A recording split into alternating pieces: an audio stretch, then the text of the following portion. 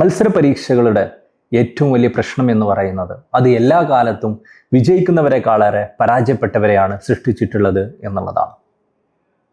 ഒരുപാട് പ്രശ്നങ്ങളുള്ള ഇന്നത്തെ കാലത്ത്, അല്ലെങ്കിൽ ജീവിതത്തിൽ എല്ലാ കാലത്തെയും പോലെ ഒരുപാട് പ്രതിസന്ധികൾ നേരിടുന്ന ഈ ഒരു കാലത്ത് അൺഎംപ്ലോയ്മെൻറ്റ് ക്രൈസിസ് എന്നുള്ളത് മുമ്പുള്ളതിനേക്കാളേറെ വളരെ സീരിയസ് ആയിട്ടുള്ള ഈ ഒരു സിറ്റുവേഷനിൽ ഇന്നത്തെ വിദ്യാർത്ഥികളെ സംബന്ധിച്ച്, ഇന്നത്തെ ആളുകളെ സംബന്ധിച്ച് ചെയ്യാനുള്ള ഏറ്റവും വലിയ കാര്യം സർവൈവ് ചെയ്യുക എന്നുള്ളത് തന്നെയാണ്. ഈ ഒരു സിറ്റുവേഷനിൽ ഹോപ്പ്ഫുള്ളായിട്ട് ഒരു നല്ല ഭാവിയെ പ്രതീക്ഷിച്ചുകൊണ്ട് മുന്നോട്ട് പോവുക എന്നുള്ളത് തന്നെയാണ് നമുക്ക് ചെയ്യാനുള്ള ഏറ്റവും വലിയ കാര്യം.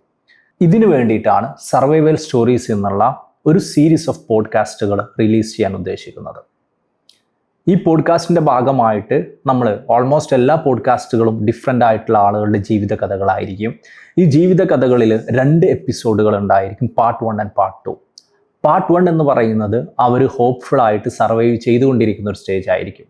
സ്ട്രഗിൾ ചെയ്തുകൊണ്ടിരിക്കുന്ന, ആ സ്ട്രഗിളിൽ പ്രതീക്ഷയോടുകൂടി മുന്നോട്ട് പോയിക്കൊണ്ടിരിക്കുന്ന ഒരു സ്റ്റേജ് ആയിരിക്കും പാർട്ട് 1 എന്ന് പറയുന്നത്.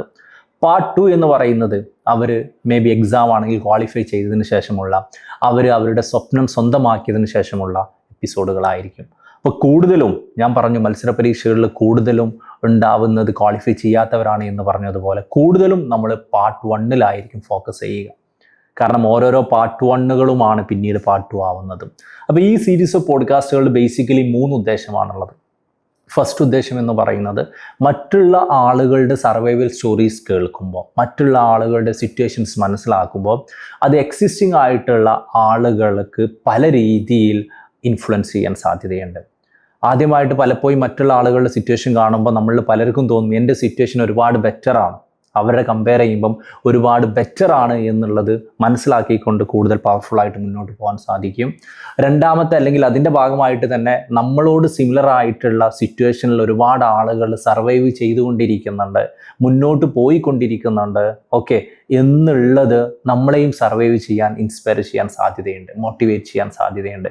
സോ ഇതാണ് ഇതിൻ്റെ ഒരു ഫസ്റ്റ് ലക്ഷ്യം എന്ന് പറയുന്നത്, ആളുകളെ സർവൈവ് ചെയ്യാൻ ഇൻസ്പയർ ചെയ്യുക എന്നുള്ളത്, സിമിലർ സിറ്റുവേഷൻ കേട്ടിട്ട്.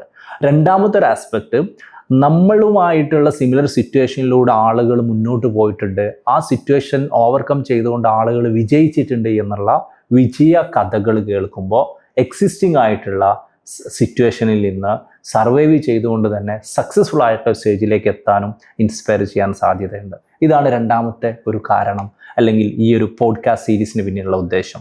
മൂന്നാമത്തെ ഉദ്ദേശം എന്ന് പറയുന്നത് ബേസിക്കലി ഇന്നത്തെ കാലത്ത് മത്സര പരീക്ഷകൾ പ്രിപ്പയർ ചെയ്യുന്ന ആളുകൾക്കുള്ള ഏറ്റവും വലിയ സ്ട്രെസ്സ് സത്യം പറഞ്ഞാൽ അവരുടെ പ്രിയപ്പെട്ടവർ തന്നെയാണ്, അവരുടെ പാരൻസ്, അവരുടെ പാർട്ട്നേഴ്സ്, അവരുടെ സൊസൈറ്റി, അവരുടെ ഫാമിലിയാണ്. പക്ഷേ ഇവിടെയുള്ള ഏറ്റവും സങ്കടകരമായ കാര്യം, ഈ സ്ട്രെസ്സ്, പ്രഷർ ഈ സൊസൈറ്റി, ഈ പാർട്ട്ണർ, ഈ ഫാമിലി ക്രിയേറ്റ് ചെയ്യപ്പെടുന്നത് മനഃപൂർവ്വം സ്ട്രെസ് ഉണ്ടാവാൻ വേണ്ടിയിട്ടല്ല, സ്നേഹത്തിൻ്റെ ഭാഗമായിട്ട് അവരുടെ പലപ്പോഴും ഒരു എക്സ്പ്രഷൻ ഓഫ് ലവ് ആണ് ഇതിൽ പലർക്കും സ്ട്രെസ് ക്രിയേറ്റ് ചെയ്യപ്പെടുന്നത് എന്നുള്ളതാണ്.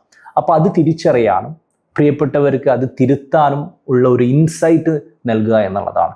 So the whole survival stories പോഡ്കാസ്റ്റിൻ്റെ ഉദ്ദേശം ഇന്നത്തെ ടഫ് സിറ്റുവേഷനിലൂടെ സർവൈവ് ചെയ്യുന്ന ആളുകളുടെ അഭിപ്രായങ്ങൾ പറയുക, അവരുടെ കഥകൾ, അനുഭവങ്ങളെ നിങ്ങളോട് ഷെയർ ചെയ്യുക. അത് വെച്ചിട്ട് സിമിലർ അനുഭവങ്ങളുള്ള ആളുകൾക്ക് മുന്നോട്ട് പോകാനുള്ള ഒരു എനർജി ലഭിക്കട്ടെ. അതുപോലെ തന്നെ ആ ഒരു സിറ്റുവേഷനിലൂടെ വിജയിച്ച ആളുകൾക്ക് ആ വിജയിച്ച ആളുകളുടെ അനുഭവങ്ങൾ കേട്ടിട്ട് വിജയത്തിലേക്ക്, കൂടുതൽ ഉയരങ്ങളിലേക്ക് മുന്നോട്ട് പോകാൻ മോട്ടിവേറ്റഡ് ആവുക. അതുപോലെ തന്നെ പ്രിയപ്പെട്ടവർക്ക് നമ്മൾ പ്രഷറുകൾ, സ്ട്രെസ്സുകൾ ഉണ്ടാക്കുന്നത് മനസ്സിലാക്കിയിട്ട് ഇൻസൈറ്റ്ഫുൾ ആയിട്ട് അത് മാറാനുള്ള ഒരു ഇൻസ്പിറേഷൻ കൂടി ആവുക എന്നുള്ളതാണ്. ഇതിൽ പറയുന്ന പോഡ്കാസ്റ്റുകൾ അല്ലെങ്കിൽ സർവൈവൽ സ്റ്റോറീസിന് നിങ്ങളുടെ അഭിപ്രായങ്ങൾ നിങ്ങൾ കമൻറ്റ് സെക്ഷനിൽ നിങ്ങൾക്ക് പറയാവുന്നതാണ്.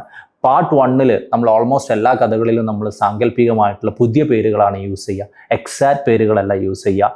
പാർട്ട് 2, അതായത് സക്സസ്ഫുൾ ആയിട്ടുള്ള സ്റ്റേജിന് ശേഷം മാത്രമായിരിക്കും നമ്മൾ റിയൽ പേരുകൾ ഉപയോഗിക്കുക എന്നുള്ളത് കൂടി പറയുകയാണ്. പാർട്ട് 1 ആളുകളുടെ പ്രൈവസി മെയിൻറ്റെയിൻ ചെയ്യാൻ വേണ്ടിയിട്ട് തന്നെ ചെറിയ ചില ദ ഹോൾ സ്റ്റോറിയെ ബാധിക്കാത്ത രീതിയിലുള്ള പേരുകളിലും ഇൻസിഡൻറ്റുകളിലൊക്കെ ചെറിയ ചില മാറ്റങ്ങൾ കൂടി നമ്മൾ വരുന്നതായിരിക്കും.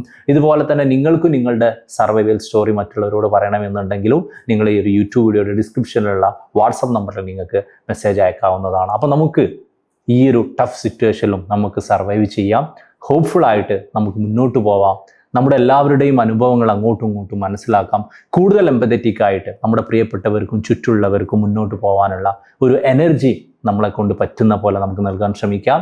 എല്ലാവരോടും ഒരുപാട് സ്നേഹം, സന്തോഷം, പ്രാർത്ഥനകൾ.